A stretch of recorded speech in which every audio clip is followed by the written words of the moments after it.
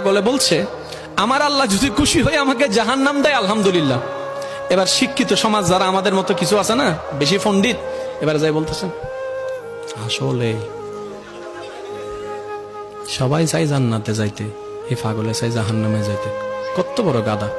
পাগলে মুস্কি হেসে বলে যে হ্যাঁ ঠিকই বলছেন, আপনাদের মতো সুস্থ আমি হতে চাই না, এই পাগলেই থাকতে চাই। এবার তাদের একটু টনক লটলো, কই কেন? সবাই চাই জান্নাত, তুমি চাচ্ছ জাহান্নাম।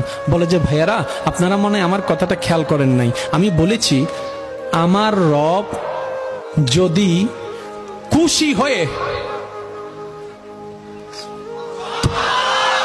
আমার রব যদি খুশি হয়ে আমাকে জাহান্নাম দেয় আমি সেটাও নিতে রাজি। বলে যে এখনো বুঝলাম না।